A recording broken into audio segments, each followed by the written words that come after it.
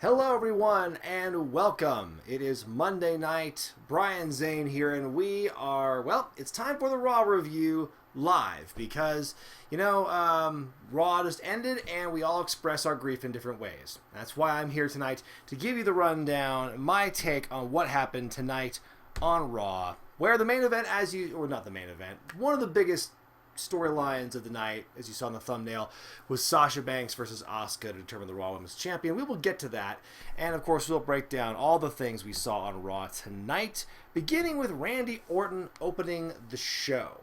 And he talks about how, The Rock and Steve Austin, he talks about other legends and everything, but he name drops The Rock and Steve Austin specifically and talks about how, they can't hold a candle to his accomplishments, and he's been able to do what he wants for 20 years. But one thing is missing is earning the championship once again. He puts over Drew McIntyre and talks about how hard he worked to get back after getting fired, respects him for beating Brock at WrestleMania, but he challenges him to a title match at SummerSlam and says that when he wins, Drew won't see it coming. It's a great promo by Orton to start the show, but I feel we're forgetting a little thing about the main event, the actual main event tonight. I felt it would have been better if Orton kept it a little more ambiguous as to who he was going to win, because when Orton didn't even mention Dolph Ziggler by name and just said, "I'm challenging Drew McIntyre for the championship," I don't know about you, I'm no detective, but it felt as though pretty obvious that Dolph was not going to be winning this one. I mean, we already kind of knew it, but do you have to make it so obvious in your writing? Nia Jax shows up as Orton leaves, so they actually cross paths for a brief moment. Nia gets on the microphone and has her own gripes about how she's, not getting what she feels she's earned. In this case, it is the Raw Women's title. Talks about how, John Cone was biased against her and that Charlotte got a shot before she did.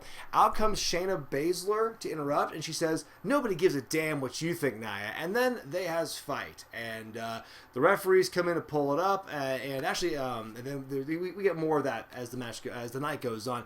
I did like the 1-2 punch of Orton and Nia cutting promos. Her and Shayna having a fight is interesting. Her and Nia, I should say. It will lead to a match later on, and we'll get to that. After the commercial break, the Street Profits are in the ring. They're wearing Viking Profits shirts, and I got some serious Y2AJ vibes from that shirt. I don't think that's going to be a top seller or even around for very long. They announced the guys in our next match, the Triple Threat Tag. You've got the Viking Raiders, who are also wearing those shirts, by the way, versus Andrade and Angel Garza versus Ricochet and Cedric Alexander. The winners will face the Street Profits at SummerSlam for the Raw Tag titles. Angel and Andrade finally wearing matching gear. You'll love to see it. The Profits join on commentary. Gotta love those 5-man announce teams. It's a good match, although it does suffer a bit from the legal man syndrome or lucha tag rules. It's not just an AEW thing. Sometimes that kind of disregard for who's legal and, how long people are in the ring for. That applies to WWE as well. It's a fun and chaotic match. Garza hits Cedric with the wing clipper to win for his team, kind of completing or furthering the angle we're seeing here where Andrade and Angel are being treated as serious tag contenders. We've seen these two guys have conflict in the past, and the story is still, can they coexist? And it seems like this week at least they are on the same page. And like I said, it was a pretty decent match to start the show. We then go to that match, Nia Jax and Shayna Baszler, grudge match as a result of what we saw earlier on. The match begins, but it ends pretty quickly because they're brawling on the outside. It ends in a double count out. The two ladies beat up security and officials. They still want to fight. And that's pretty much where it ends for this week. I think it's a very interesting spot to put these two ladies because neither of them are baby faces. And, in the case of one woman, I think you couldn't pay the fans to cheer Nia Jax for her history in the ring. So I'm really curious. Hang on just a second. One thing I wanted to do. Probably wouldn't hurt to do that. But anyway, this was, I'm curious where they're going to go with this. Are they going to make Shayna a babyface, or are they just hoping these two can, just wear each other out and obliterate each other in the build? It's just like, kill two birds with one stone. Let them injure each other or something. But yeah, it's a weird spot to be in, I think, for those ladies. So I'm really wondering where that's going to end up. Backstage, we see... Oh, actually, no. I'm skipping ahead here. We see Seth Rollins and Murphy have a chat backstage. We keep seeing this Murphy in this position of, the questioning, nervous henchman. I was like, boss, are you really sure this is going to happen? This week's boss, is Dominik Mysterio really going to show up tonight? And Seth goes, yes, because the Mysterios can't help but get in their own way. before we go to that next segment in the ring, we see backstage Ruby Riott and Bianca Belair just having a chat with Mark Henry. Nice to see him there. He has a chat with Drew McIntyre later on, just hanging out and socializing when he ought to be staying home. We then go to the ring. We see Seth Rollins and Murphy make their way to the ring for promo time. Seth says he should be happy with all his momentum lately, but he's not, because Dominik is in the building tonight. He wants to call out Dominik to come to the ring man to man, and some dude in the crowd yells, "Take his eye out!" I wonder if it's the same dude who last week went, "Eye for an eye." Really going on a loop in those eye jokes there. Dominik shows up, and he's kind of hesitant to get in the ring, but Seth, he invites him, and he's very gentle. Come on now. He puts his arms out for a hug, and he wants to be a guiding light for Dominik, and Dom has none of this, takes him down, but it becomes 2-on-1, and Seth with the line of the night, "What is wrong with you and your whole family?" Yeah, all two of them who have been fighting in the last couple of months. Seth gives a knowing look at the ring steps as Dominik is laid out and looking for some eye gougery, but Aleister Black comes in, trying to make the save, but he also gets beaten up, and then Seth tells Murphy he knows what he has to do, and he tells Murphy to do the eye gouge gimmick in the corner of the steps with Aleister, and he does. And I feel they really kind of underscored or underplayed what happens next. Dominik chases them off with the kendo stick, and that's where it ends. We don't get an update on Aleister Black the rest of the night, considering we just saw this happen to Rey Mysterio last Sunday, and it resulted in a big, fondant eyeball sticking out of his face. I think that just the fact that Aleister wasn't given the same treatment as Rey Mysterio either times. The first time it happened with the blood, and the second time happening with, the eye coming out, felt kind of, it was interesting. I didn't expect to see Aleister get his eye got like that. Murphy appears to be in too deep, but as we'll see later in the show, there's other ways I think they kind of failed to address or failed to really put the proper gravity behind what they did with this segment here. So now we see that Murphy's finally fully on the dark side, as if there was ever a conflict. That was kind of weird too. This whole thing about Murphy being conflicted really comes out of nowhere. Then after the break, we go to the VIP lounge after Truth chats it up with Mustafa Ali and tells him not to have his eyes on the 24/7 title. So MVP, Lashley, and Shelton Benjamin are in the ring. MVP, I should say, brings out his guest, Mufasa Ali, as R-Truth called him backstage. MVP wants to offer him a spot in the Hurt Business, but Ali emphatically says no, calls MVP's henchmen meatheads. He says he thinks for himself. R-Truth runs in and tries to jump Shelton Benjamin, but that backfires immediately. No 24/7 title for you this week, R-Truth. And then after the break, we go to the match you're supposed to be having scheduled, which is Ali versus Bobby Lashley. During the match, we see Akira Tozawa show up, try to beat up Benjamin on the outside, but that fails instantly. The other ninjas are beat up as well. Tell us how you feel about these gimmicks. Lashley just beats the hell out of Ali in the second half of the match, curls Ali against the corner post, there's a big bump. Lashley goes to Dominator, Ali gets out of it, mounts a big comeback. He goes for the 450, but Lashley moves and gets him the full Nelson to win.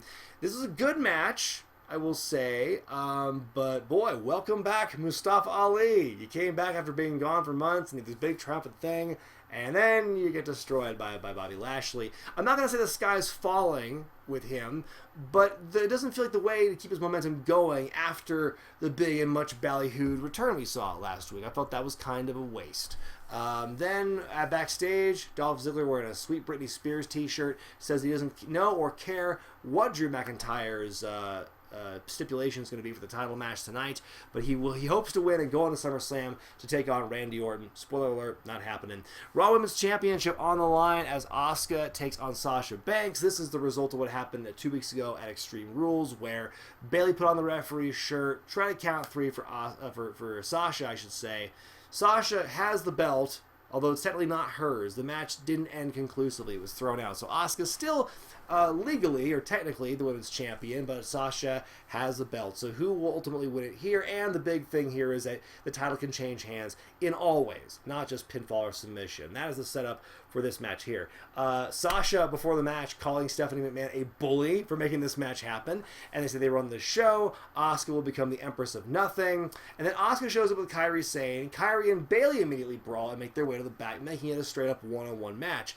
Sasha tries to cheat to win, pulling an Eddie Guerrero with the belt, but it does not work. Sasha works Asuka's leg, even drops her leg first onto the announce table and almost gets counted out. So Sasha's trying everything in the book to try and win here. Ultimately, as Asuka is able to come back, we see on the big screen Bayley is still beating up Kairi backstage, just putting the boots to her, really beating her down and everything, to the point where Kairi is literally calling out for Asuka. And Asuka's muy conflicted as she's trying to work over Sasha. Ultimately, she abandons her post. She leaves the ring and runs the back to try and save Kairi. And she is promptly counted out, and Sasha wins. And because of the rules, she is now officially the women's champion, and the two-woman power trip is now finally realized, which makes me a happy boy. There's no dissension, there's no swerve, there's no tension being built between Sasha and Bayley, no inadvertent collision, just some good old-fashioned heelery.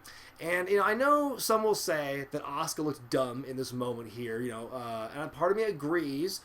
She's not really ever been built in the strongest way on the main roster, but she does come off as very noble for sacrificing her shot to help her friend. I feel Asuka is one of those people who's never really needed a championship. I think the big streak she had at NXT was the worst thing to happen to her because it created such lofty standards for her on the main roster. Some people in the chat think I hate Asuka just because I don't fawn over everything she does, and I don't think she should win literally every match. Doesn't mean I hate her. So I think the streak really set this really lofty, unobtainable standard for her once she went to the main roster. I think the streak should have been broken in NXT so they get it over with. I think she's good with or without a championship, and even though she's gone through some really bad booking, she still gets all this prominent TV time. Like, she gets, big programs. She has won championships. She's done literally everything there is to do if you're a female competitor in WWE right now. So I don't understand why people keep saying she gets buried. I don't see it. Don't cry for Asuka. I think she'll be fine.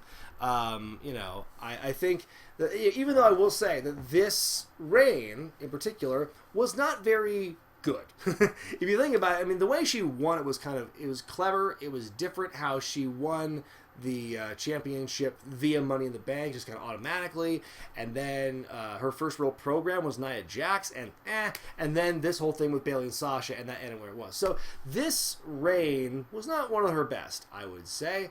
But yeah, I like the two-woman power trip. I've said that before. I like what they're doing with them. I want to see how much more they can dominate. So I'm not mad about it, and you can take that statement to the bank. By Jove. Our next match sees Murphy versus Umberto Carrillo. Haven't seen Umberto in a while. In fact, they showed the last time we saw her I'm sorry, I saw the word her in the chat and that threw me off. Last time we saw Umberto was him getting stomped on the steps while wearing a Rey Mysterio mask. It was part of Seth's kink at the time, where I have to beat up people in the Rey Mysterio mask and everything. So he's back here in this match, and it's a good match, surprisingly clean. Murphy wins the Murphy's Law, and my whole thing was like, wow, we're just not going to follow up on the heinous act that Murphy did earlier in the night. Like, they mentioned it, but I was hoping to see something where, let's see some more of that sadistic side come out here. Let's do an eye rake. Fuck, do something heelish, outwardly heelish. I don't know what they were doing with that one, other than to make Umberto look like shit again. When's the last match? What is the last match Umberto won? Seriously, I want to see the stat. When was his last televised victory? Because I don't know what it is anymore. And remember when they kind of gave a shit about Umberto? I knew when they brought him on the main roster, and then 6 weeks later they brought him in for an interview, and you get the same tired reaction when he comes up for the interview. After 6 weeks of seeing him and we don't give a shit about him, then what's the point? The way I see it. Our main event is for the WWE Championship as Drew Mack defends against Dolph Ziggler, our old friend Dolph. It's a rematch from Extreme Rules, only this time Drew picks a stipulation, and this time he's decided it's Extreme Rules for both of them. Ooh, that noble babyface fighting champ that Drew is. Before the match, though, he does acknowledge what Randy Orton said, and he says, "It's official, this match is definitely happening at SummerSlam, and there's no chance it could be Dolph Ziggler instead of me." And so finally, the match happens. It's going to be Extreme Rules for both. We get a couple of, repeat spots or callback spots to the Extreme Rules match from the pay-per-view, where Dolph immediately goes to the outside and tries to go for a weapon, but Drew stops him. So now Drew's actually able to use weapons. So for the first half of the match, he is just working over Dolph for several minutes with weapons until Dolph turned things around with a big old low blow. Dolph leaps off the apron, but Drew catches him and he activates the OMG moment. He had 2 finishers saved up there, so they do the crash through the barricade before the break. Dolph puts up a fight, but he takes a Claymore, falls backward into a table, leaning against the corner, and Drew wins once again. And then after that match, RKO out of nowhere. Drew celebrates for half a second, and RKO out of nowhere. Orton's there, hits his trusty move, and he caresses the title belt and stands over Drew, holding the championship as we fade to black. People are saying it was a non-title match. I don't believe you. I think they were making it clear it was for the championship, I feel. Anyways, a solid main event, but was the outcome ever in doubt? That was the biggest thing. I just, the way they told the story, it was like, it's Randy and Drew, and who really cares about what Dolph has to say? Let's see here. That's my review. That is what happened tonight on Raw. Thank you all so much for watching this. And before we go to the grade, I just want to give a little programming note. First of all, Patreon.com, I just released not only the early access for this Wednesday's video, but also today I released a new Q&A audio for $20 and up backers where I talk about a lot of different things. And so we will talk, that's available now on the Patreon page. So go check that out. And by the way, this week's video, which has been released early for the Patreon backers, is Slammed. It's a movie that came out, and I'm going to hold it over here. There we go. Nice, and doesn't get blocked by anything else. Yes, it's a movie that came out in 2004, and if you thought that Ready to Rumble was a dumb movie, well, this is even dumber. It's a dumbed-down Ready to Rumble, essentially. But there's no tie-in to any major wrestling organization. And it stars the guy who played Jimmy Olsen in Lois and Clark, stars the oldest son from Home Improvement, stars Cody Lambert from Step by Step, and many other people who are prominently seen, most notable for their time in 80s and 90s TV shows. So that is what you can expect this week. And now with that out of the way, it is time for everybody to come aboard the grade train. Here's my grade for Raw this week. It is a C. I thought there was some good stuff with the show this week. The tag team triple threat was fun. Sasha and Asuka, I thought was a great matchup, and a very creative way to end the match and make it very heelish for for the 2-woman power trip. You'll love to see it. And the main event I thought was good, but then again, it was just kind of like this foregone conclusion. And I thought that the way they kind of just didn't address Dolph at all was kind of mean. The way they treated Mustafa Ali right after his comeback, I thought that he could have wrestled literally anybody else, and it would have been more effective. I mean, obviously, you want to continue the MVP storyline, but wait a week. Let him get one more win on his own against somebody. Doesn't have to be against anyone from the Hurt Business, but just give him that extra kind of boost before he goes full bore to the MVP feud. And then again, I felt that as a huge disconnect between when Murphy gouged out Aleister Black's eye in the first hour, and then in the third hour, it's like he acted like nothing had happened. So I thought that was kind of a waste of the moment if they were going to follow up on it, or you just don't have him in a match later on at all, is the way I see it. That's my take on the show this week. You've heard my thoughts. Let me know your thoughts in the comments section of the chat. Send me your grades, letter grades and everything. Send your raw grades. Send your raw grades. Wave the flag that Vince McMahon made. And now's the time, before I go totally insane and start just singing non sequitur songs, to answer some of your super chats. And we're going to start from the tippy top here. Daniel Marshall, $1.99 super chat, pounds, by the way, it's British pounds, saying, love your content from a fellow Asperger's boy. Well, yes, Aspies unite, everyone. Let's see here. Quote the Raven 79 with a $4.99 super chat. So I guess the hashtag Asuka deserves better will be trending. I'm tired of the horsewomen. Give the other females a chance. I get that. I honestly do. it can be tiring to see it. And, we're not seeing, half of the horsewomen right now are not a factor. Becky and Charlotte obviously aren't there, and so they're not taking up airtime at the moment either. So, I don't know. I think I'm in the spot where I forgive a lot of things right now because of the pandemic. Like, they're not able to use all the people that they'd like to in an ideal circumstance. They've had a few months to kind of get their feet under themselves and try and work something out, but things are always changing in this COVID world we live in. I mean, just look at the arc of Apollo Crews, and you'll see what I mean. It's assuming it is true that he has COVID, by the way, not been confirmed by anyone. But yeah, I mean, I get it. Like, Asuka, I disagree though with the idea that she deserves better, because she's done great for herself. Like, yeah, like she's lost to she lost to Carmella, she lost to Charlotte, and she hasn't had the most stellar reigns. But it's like, again, she's always there. She's consistent. She's entertaining. She doesn't really need a championship to do any of those things that she does. And championships are so fleeting anyway. Do you remember that Ricochet was the U.S. champion last year? That was a thing, for example. But, like, you're not going to... It's like, again, titles don't mean anything. You remember the performer. You remember what they do. Depending on the championship reign, doesn't really matter, And as sad as it is to say, that is kind of where we are in a culture with WWE at the moment. And so, it's unfortunate. I'm not going to say she deserves better. I think she's been getting everything that she has earned and deserves. She's on TV. She's a big star. She's, marketed aggressively.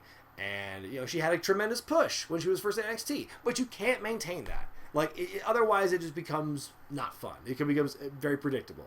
So that is my take on Asuka. Parker Soul sang with a $5 super chat. How cool would it be to go back to an orange and blue Summerslam design? To go back to an orange and blue design. I felt that was kind of what we saw. Like, when we saw the graphic for the tag championships, was orange and blue, or maybe it was red and blue. Maybe the color on my projector was not great. But that is my take on it. I'm glad to see it, the orange and blue kind of maybe make a vague return.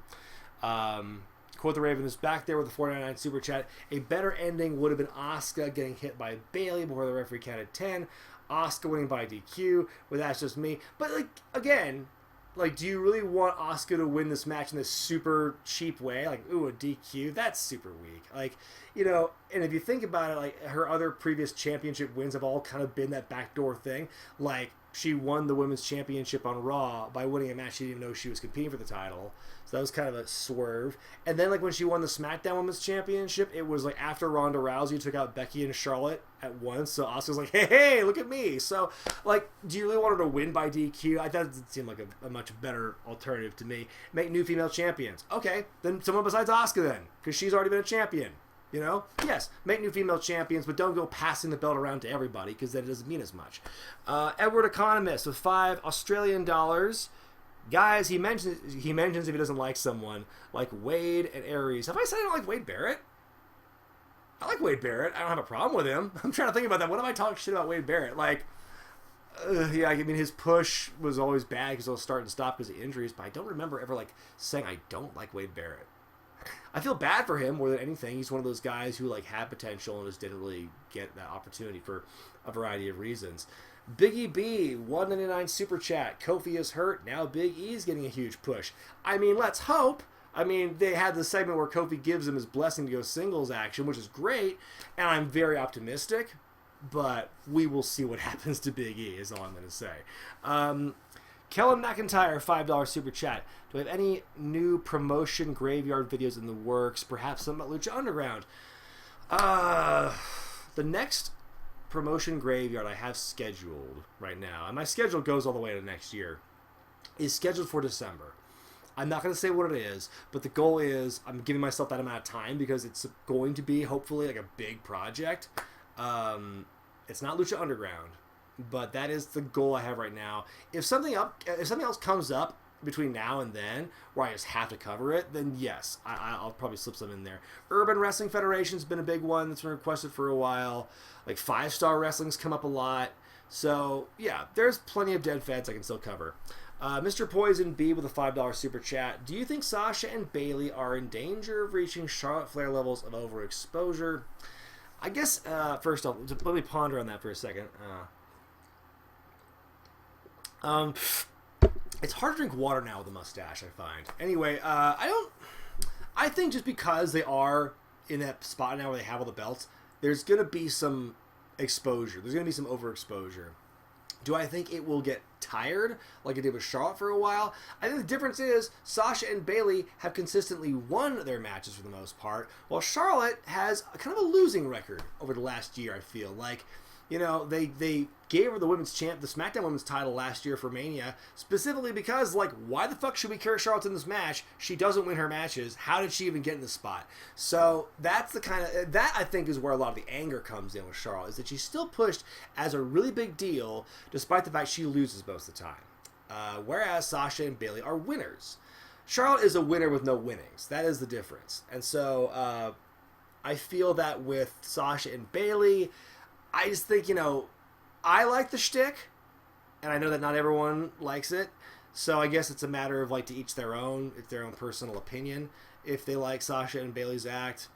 Again, I'm forgiving of a lot right now because of the position that they're in with the COVID mania and whatnot. So I think that, you know, I believe that they're probably on the bubble of being overexposed, and I don't know what is going to come in the future to, like, make that go away, for example. Like, I don't think at this point, now that Sasha's won tonight, I don't think that Nikki's going to win on Friday. That's just my pick. Now, I was thinking that it was going to be all or nothing, essentially. So, not happening yet, but, you know, I don't know. I'm curious to see where that ride takes us. Soraya with a $5 super chat. Happy Sasha got the win. Grand Slam, Triple Crown champ. Love the show. Thank you. I agree. Daniel Stack with a $2 super chat with a gif of a pair with, like, a headband saying, cool. It is cool. Thank you, Daniel. Sam the 196, $5 Australian. Brian, please tell me, if Vince wants to make new stars, he has guys like AJ Styles, Daniel Bryan, Big E, Samoa Joe, etc. Why not just let them loose? Yes, all those new stars, the new fresh talent like AJ Styles and Samoa Joe and Daniel Bryan. I get what you're saying. Why not push some of these other guys? Again, I think it comes down to who else they want to push, who's available, who's willing to work in these circumstances right now. I think that, you know, they're kind of in a spot where they do have to make new stars. But I mean, it's the same situation whether it's COVID or not, because there's only so much room for guys at the top. And right now, what's the Raw scene like? You got Drew McIntyre and Randy Orton. That's pretty locked in. There's no one joining in that match and making it a triple threat anytime soon, for example. Same thing right now with the Universal Championship scene. It's Braun and it's Bray. And then there's some undercurrents of some people who might be able to come in later, like a Big E, if you want to try and, like, build that up to Survivor Series or Royal Rumble even. But, like, you know, there's only so much room at the top, and not everyone's going to get that spot. And that's just kind of the way it goes. As far as, like, I think, I don't know, I feel Daniel Bryan, I don't know, they gave him the championship already. He's already become a champion since he came back from his injury. So AJ Styles is already a two-time champion, and he's the Intercontinental champion. And Samoa Joe gets hurt too much, and they probably can't rely on him. So, like, why let some of these guys are let loose, and then we see what happens. As sad as it is, like, believe me, it's your idea of an Impact revival in WWE and having these guys, you know, win the big ones and everything sounds very compelling, but there's other, even newer still guys that I think I would put ahead of any of those in terms of making new talent and, like, trying to make, like, new main eventers. Like, those guys aren't going to go anywhere, and their legend is secure. So that's kind of how I feel about that. Daniel Stack with a... It won't let me go down to the bottom of that text. That's wonderful. Hang on. Can I go back to the top? No, that's gone now. Let me just try and scroll back up here on the chat to find the super chat that I missed. Daniel Stack's got to get his due, baby. Here we go. Why is Brody Lee getting a free pass from fans? His run in AEW has not been good, and he is a snooze, so is the Dark Order. I feel... I can understand what you're saying, Daniel, because I feel that a lot of there was a lot of hype with Brody, and I think that there was a lot of hope and expectation for him when he came out of WWE. Him being the Exalted Leader, I think, was rough from the get-go. I think they handled it in a really weird way.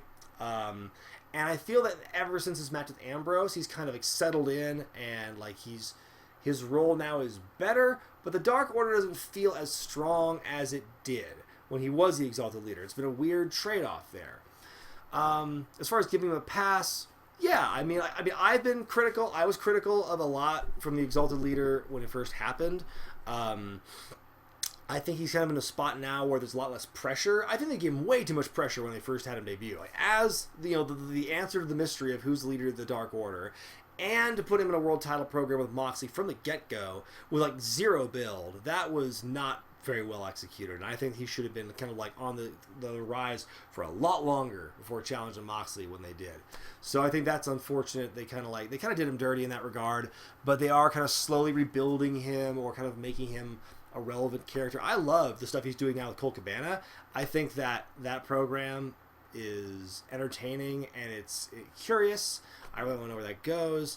So yeah, I think there's been a lot of hot and cold with Brody Lee and AEW. There's been some things I have agreed with, and there's been some things that I just haven't, and I think that's just, it's the nature of the booking, you know? Not everyone bats 1,000.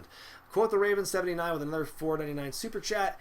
Off topic, but when am I going to review Hell Comes to Frogtown with Roddy Piper? Thank you for asking that. I've had a lot of reviews for a lot of requests, I should say, for Hell Comes to Frogtown, as well as They Live. I wanted to do like a Piper month. Back when I was doing long forms every single week as opposed to every other week that I do now, I wanted to do like a Piper movie month, but as I learned from the Marine month a couple of years ago, doing a bunch of movie reviews consecutively aren't that good for the numbers, which I don't know. I was surprised about, honestly, especially with the Marine movies. So I want to do more Piper movies. I want to do more Hogan movies. God, there's so many of those I want to cover. Although I will say Suburban Commando is kind of like one I'm not in any hurry to touch, because as easy as it is, I feel I'm going to have a hard time it's like Doug Walker.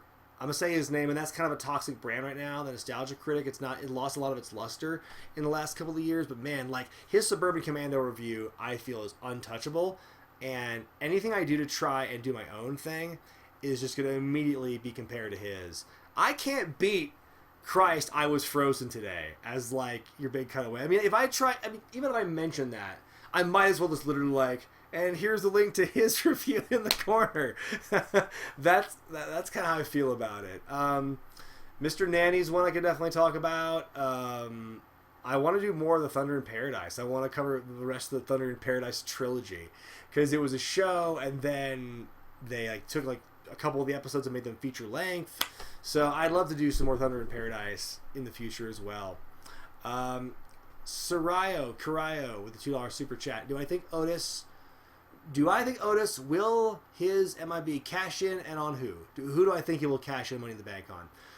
I don't know. That's a real guy. Otis is the big question mark for me.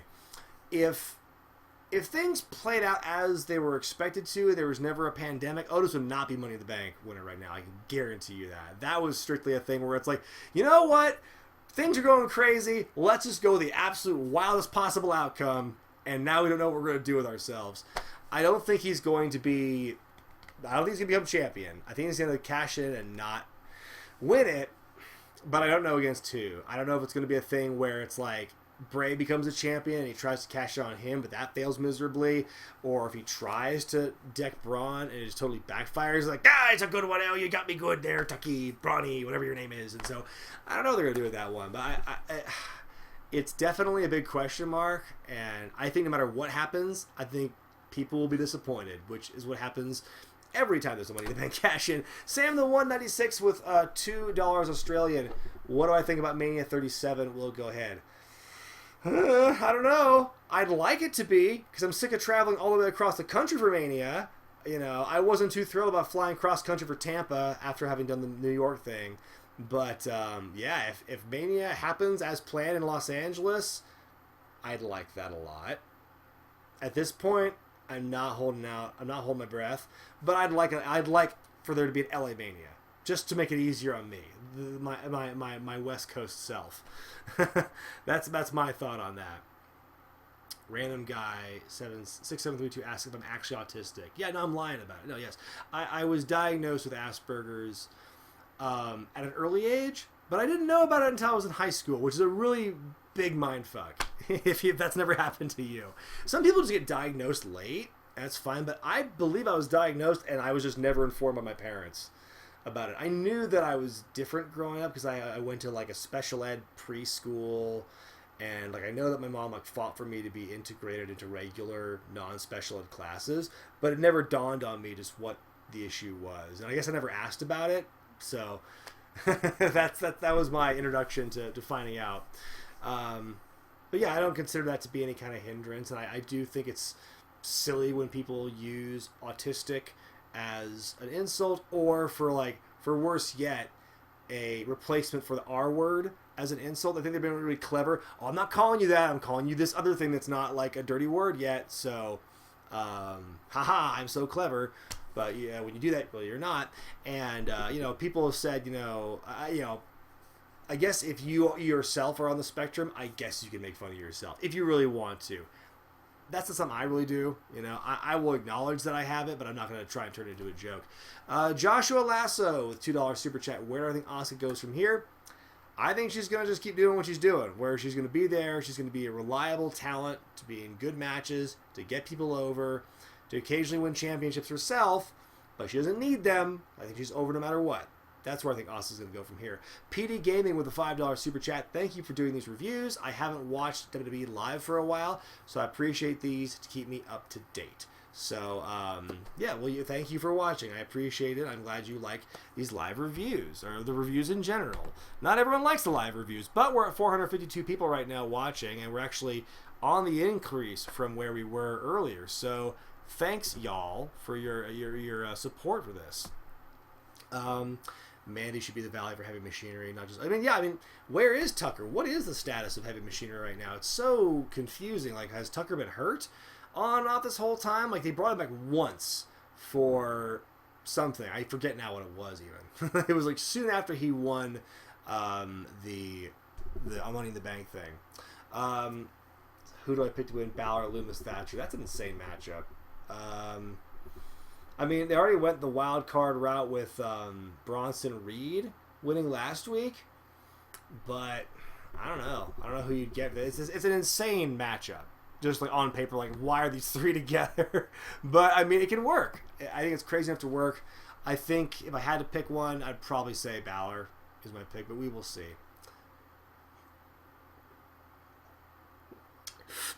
Speaking of the Spectrum, there's a show on Netflix now I've been watching called Love on the Spectrum. That's kind of fascinating. It's like I see a bit of myself in like some of every one of the people they're highlighting, where I see it myself. I find that media depictions of autism are very like all over the place. The ones I've seen, I feel, are like really extreme, and it makes me realize how high performing I am when I see like this is nothing like me, and like.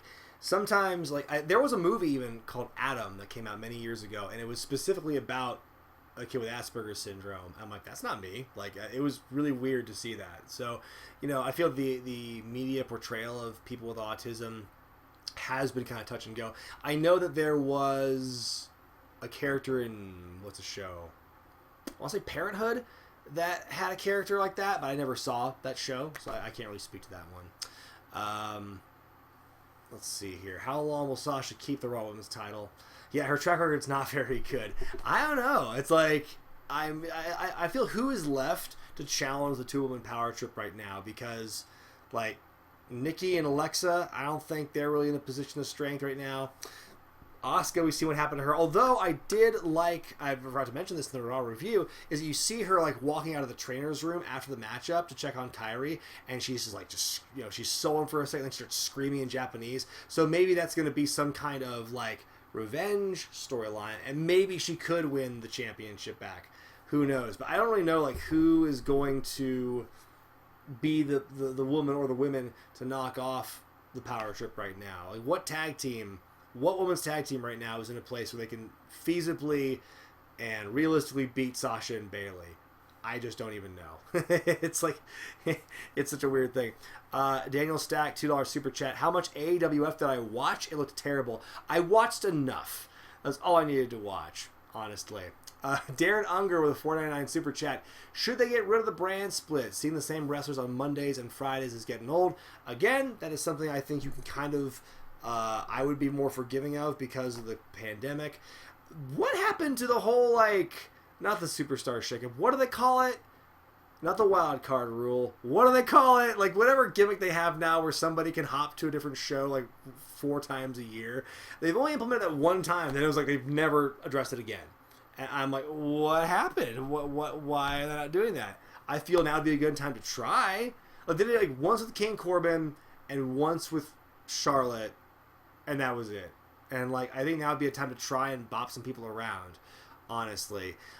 Somebody asked me on Twitter today, should they merge like the tag team belts because neither division's very stacked? I'm like, I could see a temporary merging of the championships, like have like a unified belts for a little while.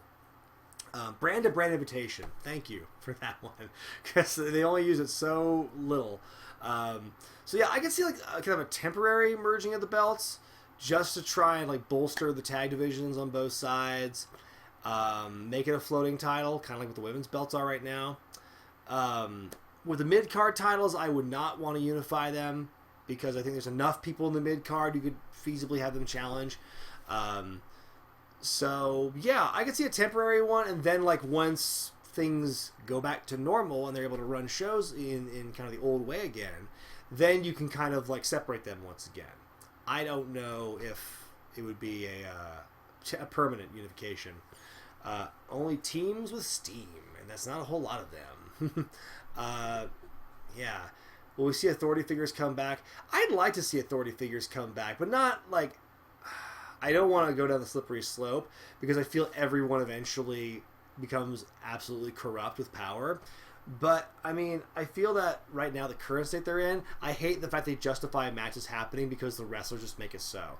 I think there needs to be some kind of authority figure there to be kind of like the guy, like kind of what William Regal is for NXT, where he's only used, really brought out in kind of sparing moments. Like he's there to yell "War Games" and then he leaves, or he shows up on the tablet and makes a match or something like that. I think would be fine to have some kind of like, in case of emergency, bust out the authority figure kind of thing. Kind of like what we saw last week with Stephanie McMahon. I think the Stephanie thing did kind of come out of nowhere, but I appreciate it because you needed somebody to make that match official. So I'm open to the idea of bringing back some kind of authority figure on a part-time basis or kind of an emergency basis. That's the way I feel about that situation. I'd like to see some kind of balance. Don't for the love of Christ, let's not do a heel authority figure. Let's not try and recreate the Austin McMahon magic once again for the 800th time. Let's just have an authority figure who's kind of neutral and does like a Jack Tunney, exactly. A Jack Tunney, a William Regal, or even if you want to go a Dusty Rhodes when he was GM of NXT. Robo Regal. I mentioned on Matt Chat, I want to see this realized where he's literally like William Regal is on the tablet and the tablet's on like a wheelie robot, kind of like what you see. Like I've seen like weird stand-up wheelie robots at my local Walmart recently, and I have no idea what it is because it doesn't look like it's cleaning anything, and I don't see like a camera on it. So what is its purpose? Daniel Stack is back with a $5 super chat. What happened to Alicia Fox, Emma, and Summer Rae? All fired, all seeming to be doing well for themselves. I know Emma, Tenille Dashwood, was rocking the indies pretty consistently after she left, but then she took a break for a health issue, I believe. Summer Rae seems to be content not getting back into the business. I have not heard from Alicia Fox. Could we see any of them showing up again in WWE? Tenille, maybe. Is Tenille in Impact now? I must not have. I missed that. I apologize. I guess she is in Impact. I must have missed that. So, yeah. But as far as like Summer Rae and Alicia, I don't know. I could see them maybe going to Impact or AEW, but I don't really. Who knows at this point? I don't want another anonymous GM. I didn't say anonymous GM. I don't want to open up that can of worms. Yeah, I'm trying to think. I don't have much else to talk about, but it's been fun to discuss. and talk about things like the women's scene right now and the tag team scene. And what happened to the secret hacker? I hope we find out someday. That's all I care about. We bring it back, but I don't know. We'll have to find out. Honestly, I don't try and think about the future too much. I just try and think about the here and now. But yeah, the hacker disappearing, and then all of a sudden Ali is on Ali's on Raw. Just it boggles the mind.